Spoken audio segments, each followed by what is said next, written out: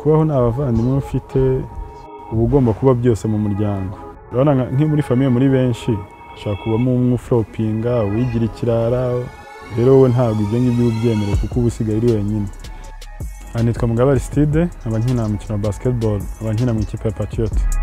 Ninjye mu ikipe ya Patriot mu 2016 ko natangiye kubikina ari nko kwiyamiza gutangira gukina umukino wanye bwa mbere, ngenda mbikunda gake gake, ariko wenda navuga ko nko muri seconde ntangiye nko mu mwaka wa kabiri gutyo. Navuga ko icya mbere ni passion, kandi ikindi ni umukino mwiza ku buzima bw'umuntu.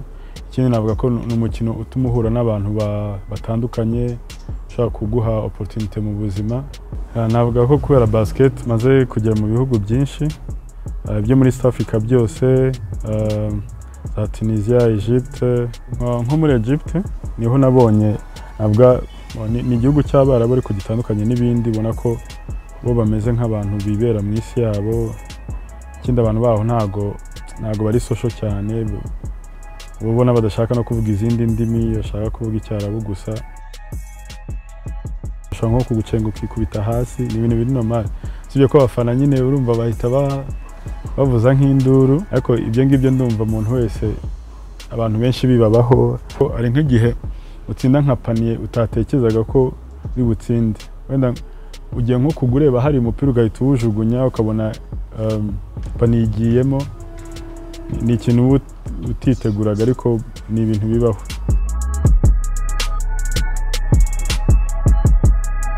Navuga ko kubona abantu bakunda ibintu ukora, abafana, ni ikintu uba wumva nyine wiyumvamo neza, kandi navuga ko ni umugisha, kubera ko ntago ari itegeko ko abantu bakunda ibyo ukora, ariko iyo ugize imana ukabona abantu barabikunda bakwereka ko bagushyigikiye, ni ibintu by'agaciro cyane. Nahuye na Deng atarareka gukina, yakinaga muri Chicago Bulls icyo gihe. Na Baron Davis we yari retired ariko yakinaga muri Golden State, na Mejri wakinaga muri Dallas Mavericks w'umunyatunisia. Navuga ko abenshi nabo banyafrika twagiye duhura mu bikombe bya Afrika.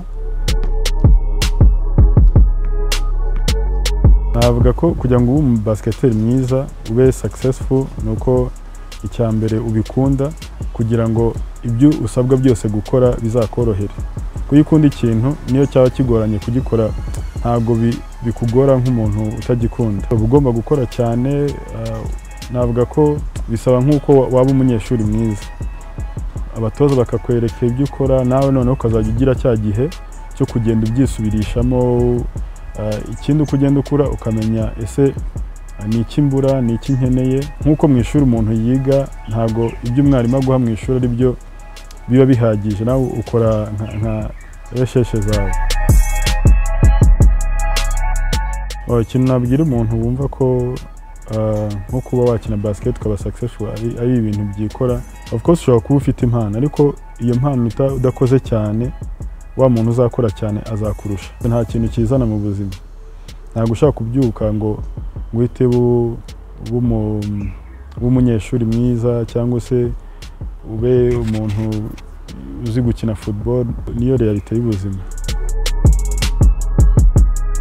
Challenge nahuye nazo kugira ngo ngere aha ngaha nuko ntabwo ubibona nka challenge, ariko ikintu cya mbere nuko nka basket mu Rwanda ntabwo kubona facility byoroshye. Kubona ikibuga hafi yawe, ibintu bya gym bitangiye kuba umuco, navuga mu myaka ya vuba. Nko mu ntara ahantu wasanga ama gym ari ku rwego rwiza ni makeya, ibindi byo ni kuri niveau rusange y'igihugu. Kandi ubundi biba byiza utangiye kwiga ukiri mutoya, ibikoresho byo gukoresha, imipira. Navuga ko izo challenge. Nyine umwana ntago nari mfite inzozi zo kuba umubasketeri. Wenda najyaga numva nzaba nk'umufootballer, kubera ko twiga nko muri primaire icyo gihe wenda nko mu wa gatanu cyangwa mu wa gatandatu harimo World Cup. Nimba abantu bibuka, hari ibintu by'amashikirete yazaga ariho abakinnyi abantu biyomekagaho, cyangwa se bariho amazina. Noneho mbona umukinnyi witwa Aristide Aranda, ndakeka ari nko muri Shiri gutyo. nanjye kubera ko nitwa Aristide nkumva nanjye ngomba nko kuzaba nk'umufootballer, ariko uko umuntu agenda akura inzozi zirahinduka. Navuga ko jenoside yahitanye papa n'abavandimwe babiri. Nyuma ya jenoside ntabwo byari byoroshye nyine nk'umuntu wese wabuze abantu bo muri famiye, ariko navuga ko muri rusange kubera ko uri umwana hari ibyo ubutabona. Umubyeyi nasigaranye yagerageje gukora ibishoboka byose kugira ngo mbeho neza mu bushobozi bwari buhari. Ntekereza ko ari ikintu kiri common ku muntu wese, ku mwana wese ubaye imfubyi akiri mutoya. Ntekereza ko nanone ku rundi ruhande basket yabaye therapy kuri njyewe, ituma ngenda nunguka inshuti, mbona abantu nyine dufatanye ubuzima, ukabona ikintu navuga kiku distracting kandi nanone kiguhindurira ubuzima. Hariho nk'abantu bakubona ko bakubona kenshi wenda ucecetse cyangwa akavuga uriya muntu umenya yirata cyangwa atari social. Ntekereza ko bitandukanye n'uko meze ndi umuntu usabana, ariko wenda bitorohera kwita yakwaprosha umuntu uwo ari we wese. Ntekereza ko gerageze kuba ndi umuntu usanzwe uri ku ntari. Nko muri Tronkomé niho umuntu aba afite amaraso ashyushye, wakora utudega. Nigaga mu kigo twari bakeya ku buryo unabuze kwa kundi mujya nko kuri rassemblement habuzemo nk'umunyeshuri umwe cyangwa babiri bita bigaragara. None iyo usanzwe uri umuntu wenda ukina ubuzwe nko kwita bareba akavuga Aristide ari hehe, biba byoroshye. So kandi ikindi cyari ikigo cy'abihaye Imana, wabaga ubizi ko nta amadega yose ushaka kwita wirukana, kandi mfite n'umubyeyi uri strict.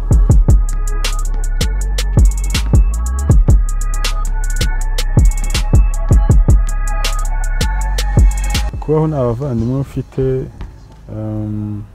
navuga ko ari challenge, kubera ko uba ugomba kuba byose mu muryango.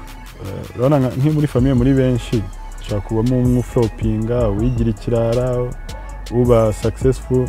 Rero wowe ntabwo ibyo ngibyo ubyemere kuko uba usigaye uri wenyine. Ibikorwa biri imbere nuko nkuko mwagiye mwumva amatangazo cyangwa se mu makuru, nuko ibikorwa bya siporo bigiye gufungurwa, ariko hakurikizwa amabwiriza nanone yo kwirinda.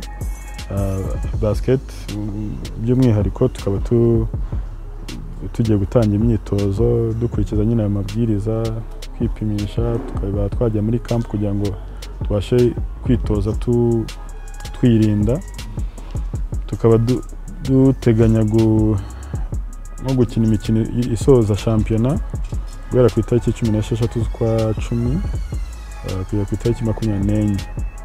Tukaba aribwo dusoza shampiyona. Wenda ndatekereza nyuma yaho hashobora kuzaba qualifiers y'igikombe cya Afrika, byo gushaka itike y'igikombe cya Afrika ya Afrobasket, hari group stage. Ntekereza ko tuzatangira gukina nta bafana kugira ngo dukomeze kwirinda. Hanyuma by'umwihariko ku ikipe ya Patriote tugomba gukina imikino ya nyuma ya BAL cyangwa Basketball African League mu kwa 12. Ibintu nibikomeza kugenda neza. Basket igenda itera imbere ko ngiye gitanya nko gukina shampiyona, ntabwo byari organize nkuko wenda ubu ngubu bimeze. Shampiyona dukina hari nk'izo twakinaga izirangire neza, hakabamo amaforfe menshi, amakipe niyitabire. Ikindi ubu ngubu amakipe agenda aba menshi kandi hakiyongeramo n'amakipe afite ubushobozi. Tugitangira wenda nko muri za 2010 na kangahe, ntabwo bafana bitabiraga nkuko bitabira ubu ngubu. Ubu ngubu hari nk'imikino usanga Petit Stade yuzuye n'abantu bakabura aho bajya. Sibe ku ngubu twagize Imana hakaza Kigali Arena. So kuva Arena yaza hari nk'imikino twagiye, ari nk'iyo twakinye Arena yose ikuzura, abantu 10,000 n'ubwa mbere byari bibayeho mu Rwanda. Navuga ko bigenda bitera imbere. Igisigaye mu ngubu no kureba uko federation ndetse n'abantu bari involved bareba ukuntu amatara dufite cyangwa tugenda tuzamura impano n'izihari tukagenda dukomeza kuzityaza nimba ariko navuga kugira ngo abantu nimba baza ari benshi bajye bareba ibintu bifite karite. Ubu ngubu target ni bar tugiye gukina, numva ibyuma ari uko twaza nko mu makipe 4 ya mbere yaba na byiza tukayitwara. Ikintu cya mbere wenda nagira inama urubyiruko ni uko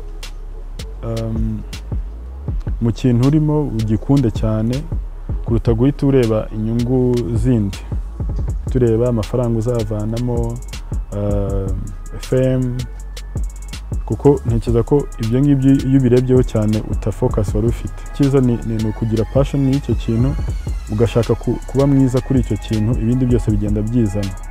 Ikindi ukaba consistent, ugahozaho ugakora cyane, nta kintu kizana. Muri ibi bihe ni ugukomeza kwirinda, kuko navuga ko urubyiruko ari twe benshi mu gihugu, so nitugerera kwirinda ntekereza ko tuzatsinda kurushaho. Ariko urubyiruko nirwo navuga ko rugoye kumva cyangwa kumvisha ko korona ihari, tugomba kwirinda, tugomba gukurikiza amabwiriza. Navuga ko ni inshingano zacu.